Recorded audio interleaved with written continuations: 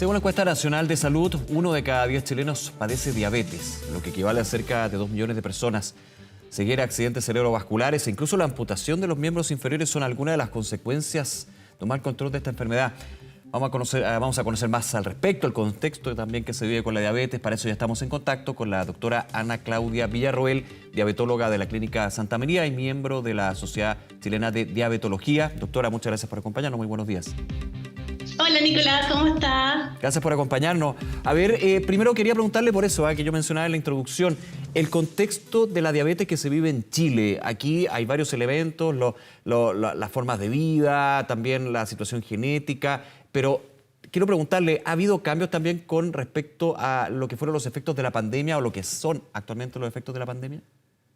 Claro, tremendo, porque lo que se vio a nivel mundial, que son las cifras que de a poco han ido saliendo, porque todo esto está en evolución, es que a partir del tercer mes después de iniciada la pandemia, cuando nos fuimos todos para la casa, comenzaron a subir en forma sostenida los índices de diabetes y de ahí como que se fueron a un carril superior y de ahí se mantuvieron de ahí en adelante hasta el día de hoy. Yeah. Y bueno, como todo esto es, como todo en diabetes que es multifactorial, acá también se piensa que en el fondo fue multifactorial lo que ocurrió. Así que en general son como 3 las causas que podrían condicionar principalmente. Lo primero fueron que los controles obviamente se discontinuaron porque los sistemas de salud se tuvieron que reconvertir todos a COVID y solo COVID. Entonces, nadie se pudo controlar y eso ya por sí solo incide en que exista un peor control metabólico. Y obviamente si la gente no se hace pesquisa a tiempo, entonces también hay mayor probabilidad de que después se pesquise la diabetes cuando ya está mucho más descontrolada.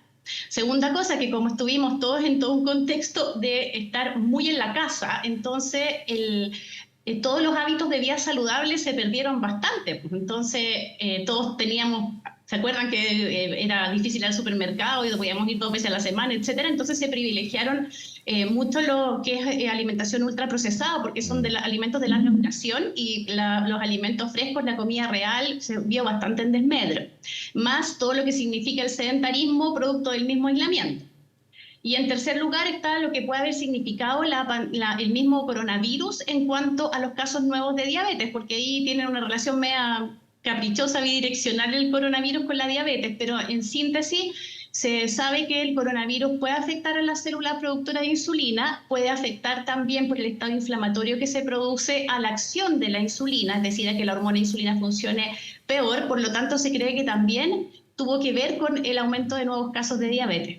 Claro, más encima yo no sabía ese dato, que aquellas personas que han tenido COVID-19, según los estudios, como usted nos indica, doctora, puede haber también desencadenado lo que es la diabetes y efectivamente generar un cambio a nivel biológico que justamente produce esta enfermedad. Eso dentro de los estudios, esto estamos en constante averiguación, digamos, pero hay indicios de eso.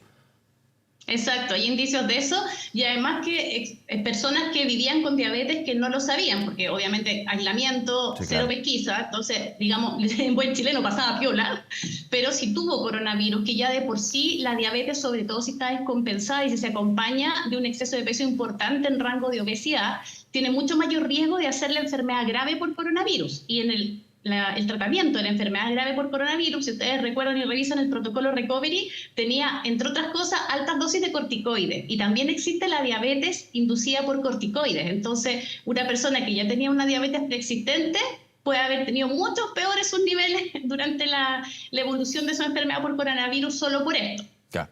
Un escenario bien complejo, en términos de que se van agregando elementos que antes no existían en una situación de la diabetes que ya era bien preocupante en Chile. Estoy hablando de prepandemia, ¿no? Y esto hace que uno piense que ya haya un aumento de pacientes con diabetes. Sabemos que es una enfermedad que detectada a tiempo se puede controlar. Hay que tener una situación en términos de cambios de los hábitos alimenticios, de vida, también de la medición que hace uno constantemente. Y quiero llevarle a ese punto, doctora, en su experiencia. ¿Hay conocimiento de lo que es la diabetes finalmente de este término en particular? Bueno, se sabe que existen lo que se llama condicionantes sociales en el cuento de la diabetes por lo que respecta a los cambios de estilo de vida, que es el principal pilar del tratamiento. Nosotros siempre, los que trabajamos en diabetes, todo el equipo multidisciplinario que trabajamos en diabetes, siempre estamos abogando por establecer un buen estilo de vida. Y eso hay que pensar que la vida moderna, la vida misma, va completamente en contra. O sea, siempre estamos diciendo, ojalá un patrón de alimentación en cuanto a comida real, evitar el producto industrializado en grandes cantidades, intentar hacer actividad física, lo cual significa disponer tiempo para ello. Y bueno, es cosa de analizar cómo estamos viviendo, corriendo para acá y para allá y tratando de sacar tiempo de la nada. Y eso de por sí, si no es algo que se corrige en las políticas públicas para que las personas puedan tener la posibilidad de tener un acceso a unos cambios de estilo de vida adecuado, vamos a seguir dándonos vueltas en la misma. Claro, estábamos viendo una cifra, está ahí en el generador de caracteres, 1 de cada 10 chilenos tiene diabetes. Uno pensaría que con todo este contexto, elementos, con la vida que se vive actualmente, esa cifra podría ir subiendo, no ser 1 de cada 10, sino un poco más, ¿no? Claro, aparte que esos son los datos de la encuesta nacional de salud anterior, pues todavía falta la que probablemente va a salir pronto, y ahí yo creo que ojalá que Dios nos pille confesados, pues porque los índices probablemente van a subir mucho más. Y lo otro es que hay que recordar que, claro, 12,3% es el promedio global, pero los dos grandes condicionantes de diabetes son el exceso de peso y la mayor edad. Y si nos vamos a las cifras de mayor edad, a medida que vamos aumentando la población de 45 años en adelante, ya tiene, no un 12,3, tiene cerca de un 18%. Y las personas de 65 y más años, ya un tercio de ellos tiene diabetes. Sí. Vamos un poquito a eso, también en términos, doctora, de la información que es bueno ir entregando justamente con respecto a la diabetes. ¿Cuáles son las primeras señales, los indicadores que uno tiene que decir? Parece que hay que ir a hablar con un especialista, efectivamente podría estar con un caso de diabetes. ¿Cuáles son estas?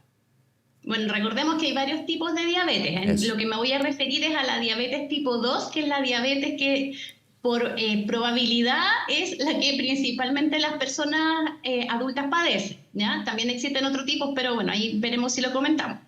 Y en cuanto a diabetes tipo 2, que es el principal tipo de diabetes, el que se relaciona a estos malos estilos de vida, tristemente lo más frecuente es que al inicio sea completamente asintomática. Por lo tanto, si no tenemos un alto índice de sospecha, ya sea el equipo de salud en ir a pesquisar la diabetes o la persona en cuestión de recordar que tiene que ir a hacerse esta pesquisa de diabetes, no llegamos a ninguna parte cuando es completamente útil hacer los tratamientos desde un inicio. Si esperamos a tener síntomas, son personas que ya llevan en general más de 5, 8 o incluso 10 años de diabetes, probablemente en condición de descompensación, lo cual significa que vamos a tener las consecuencias de esta diabetes, o finalmente pueden llegar en un síndrome diabético agudo, que eso es lo que se conocen los síntomas, que es aumento de la frecuencia de ir al baño a orinar, que es la poliuria, hay mayor cantidad de necesidad de ingesta de líquido, que es la polidipsia, mayor cantidad de ingesta de alimento, que es la polifagia, y eso asociado increíblemente, a pesar de que la persona está consumiendo más alimentos, una baja de peso que no es explicada, más compromiso el estado general que se siente mal. Pero en una persona que vive con diabetes tipo 2 y que no ha sido diagnosticada, si llega a eso, probablemente ya tenemos un montón de años que no estuvo en tratamiento. Entonces, como que si esperamos los síntomas, no tiene mucho brillo preventivo hacer el diagnóstico en ese contexto. Ahora, ya detectada lo que es esta diabetes tipo 2, ¿qué es lo que debe hacer la persona? Hablábamos de cambios de hábitos, también de información y de un cambio en el estilo de vida finalmente, desde lo que es el monitoreo constante, de conocerse finalmente cuáles pueden ser las reacciones físicas, biológicas y por sobre todo hacer un cambio, que en muchos casos hay que decirlo, no es un cambio radical de vida, bueno, dependiendo obviamente de la situación de la persona, pero que puede ser muy bien llevado en términos de la información y entender por qué se está haciendo, ¿no? Claro, exactamente, eso es lo más importante que tenemos que transmitir en los equipos de salud y sobre todo en el Día Mundial de la Diabetes, que es el día de hoy, aprovechar de ser más enfáticos todavía, porque además el lema de este año es tratar de tener un mejor control metabólico y de que los controles sean a tiempo.